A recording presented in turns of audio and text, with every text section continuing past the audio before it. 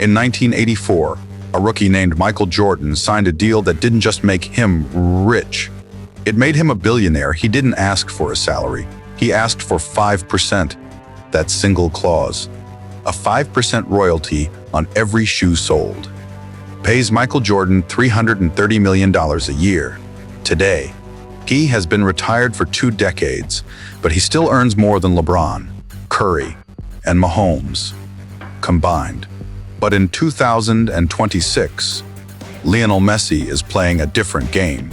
He looked at Jordan's contract, and he realized it was outdated. Jordan owns the shoe. Messi owns the platform. Messi negotiated a revenue share of every single subscription. Sold on Apple TV, Jordan sells fashion, Messi sells access. Today, we look at the secret financial war between the 2 greatest athletes in history, and why the 2026 World Cup might be the moment Messi finally overtakes the king.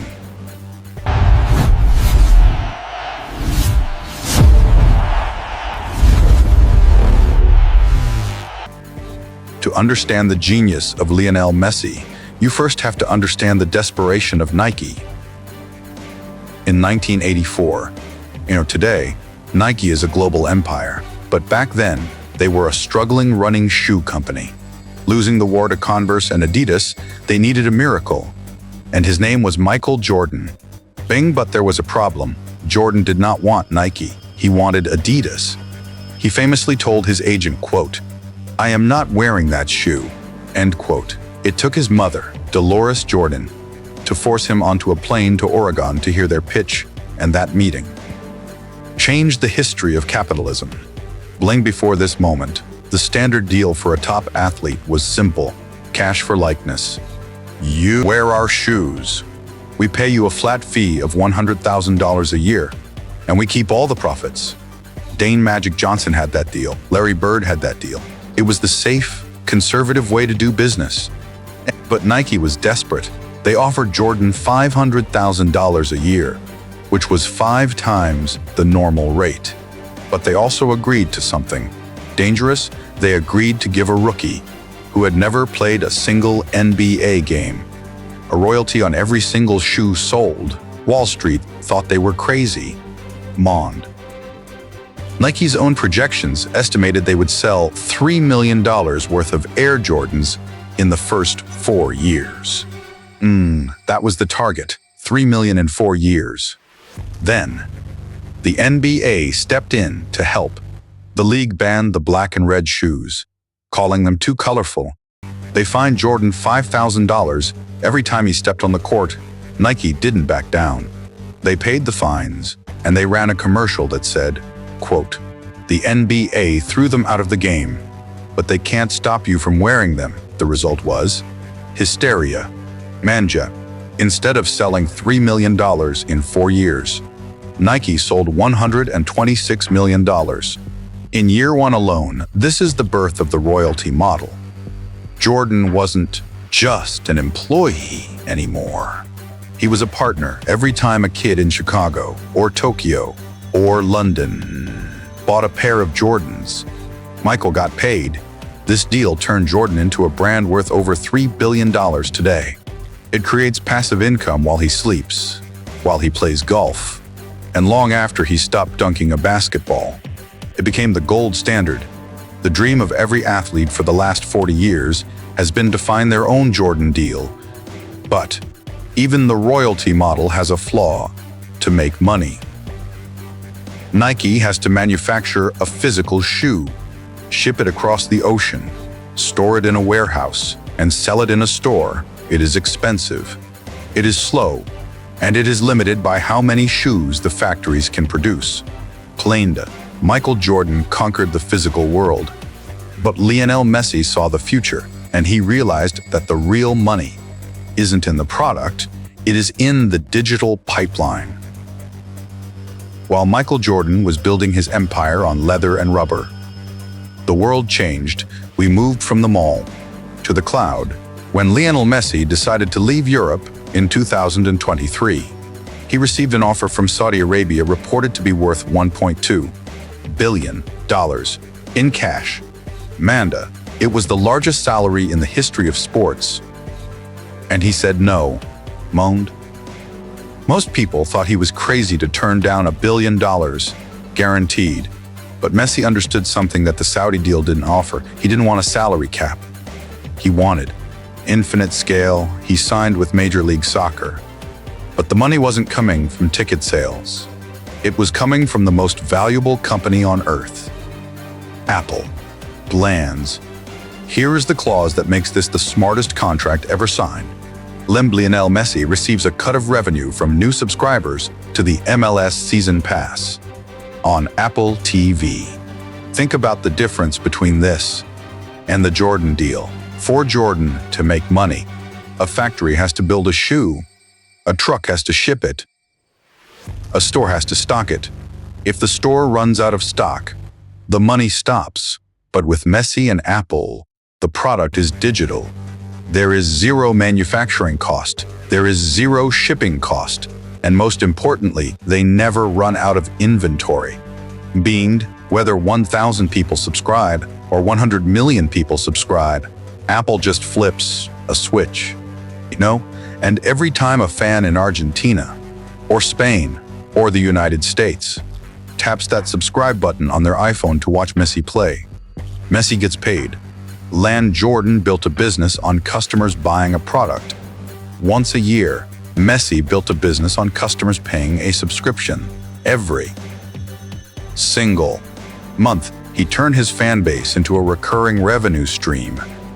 But this deal wasn't just about the MLS. Messi knew what was coming in 2026. He knew that the World Cup was coming to the United States. He knew that millions of new fans would be forced to buy Apple subscriptions to follow the sport in America. Lumsier. He positioned himself at the toll booth of the American soccer market.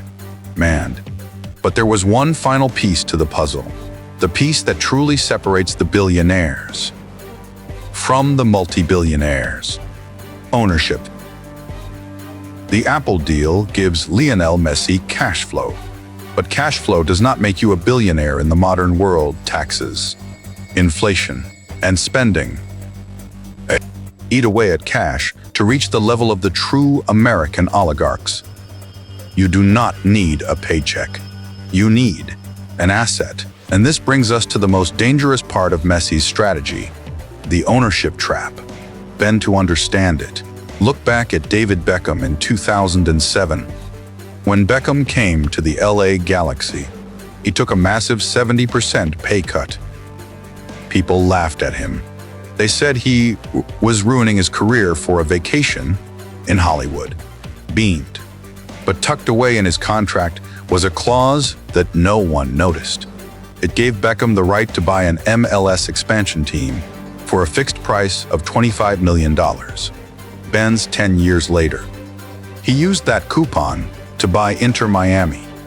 Today, the average MLS team is worth $500 million. Beckham turned $25 million into $500 million. Lionel Messi looked at that math, and he doubled down. His contract reportedly includes a similar equity option, allowing him to take a direct ownership stake in Inter Miami once he retires.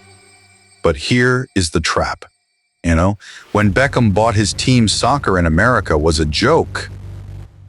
It was a gamble. Messi is buying his stake right before the single biggest sporting event in human history hits the United States. The 2026 World Cup. Right now, Inter Miami is valued at roughly $1.02 billion. That is already a 72% increase since Messi arrived. But financial experts predict that after the World Cup takes over American stadiums this summer, valuations for soccer clubs could double again if Messi exercises his ownership option after the World Cup. He isn't just buying a team, he is buying a global brand that he personally built at a discount price. Michael Jordan had to wait decades to buy the Charlotte Hornets. He paid $275 million of his own money to get a seat at the table, and he struggled to make the team profitable Messi didn't wait. He forced the league to give him the equity as part of his arrival.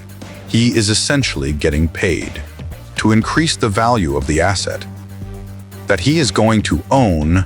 It is a perfect financial loop. He plays, the subscriptions go up, he gets paid from Apple, he wins, the team value goes up, his equity creates wealth.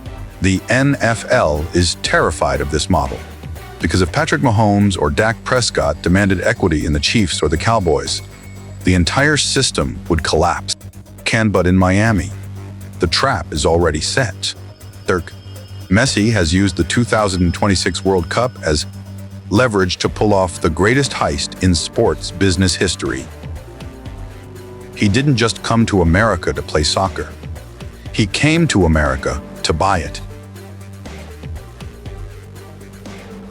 So, who is the real winner? When you look at the bank accounts, Michael Jordan is still the king.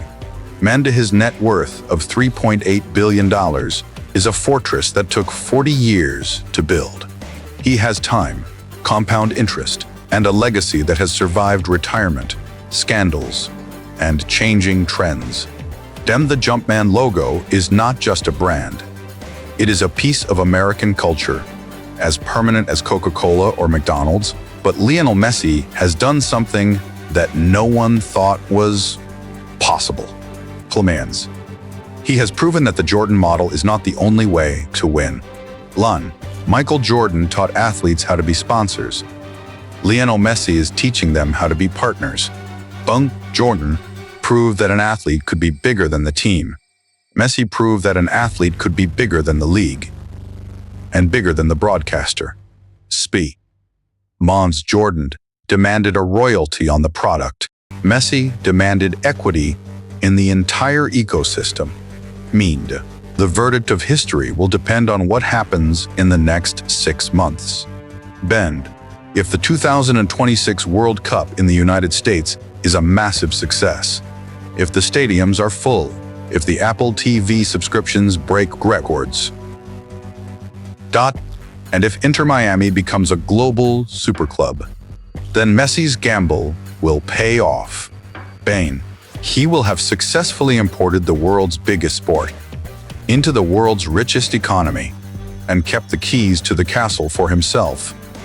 He is attempting to do in 3 years what took Jordan 3 decades.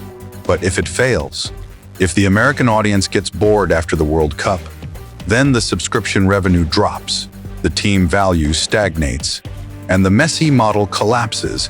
That is the difference between them. Jordan built his wealth on the safety of a physical shoe that everyone needs. Messi is building his wealth on the volatility of a digital world that changes every day. Jordan is the safety of gold. Messi is the explosive potential of Bitcoin. So I ask you, if you were a young athlete today, watching this video, which contract would you sign? Would you take the guaranteed royalty check from Nike? Or would you bet on yourself and demand the equity stake from Apple? Would you rather be the king of the Ursa century or the disruptor of the RCE Saint? Let me know in the comments below. Who made the smarter deal? The man who owns the shoe or the man who owns the stream? If you enjoyed this deep dive into the business of sports, make sure to hit that subscribe button. We are tracking the money behind the games you love. Every single week, the game is changing. Don't miss the next play. Thanks for watching.